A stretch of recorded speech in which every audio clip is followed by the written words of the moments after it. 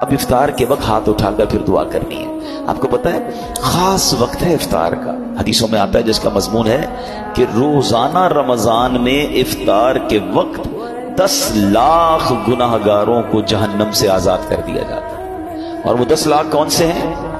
کہ جن پر گناہوں کی وجہ سے جہنم واجب ہو چکا تھا۔ مجھے سچ بتاؤ پھر افطار کے وقت ہماری کیفیت کیا ہونی چاہیے؟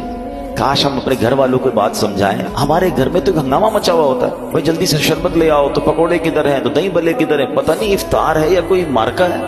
ارے یہ مغفرت کا وقت ہے۔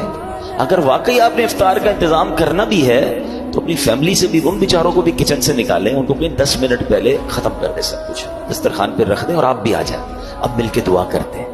کتنا اچھا گھر ہوگا، کتنا اچھا دسترخوان ہوگا کہ باپ بھی بیٹھا ہے، ماں بھی بیٹھی ہے، بچے بھی بیٹھے ہیں اور سب کے ہاتھ اٹھے ہیں کہ مولا آج پھر افطار میں 10 لاکھ بخشے جائیں گے، اے اللہ ہماری بخشش فرما دے، ہمیں محروم نہ کیجیے۔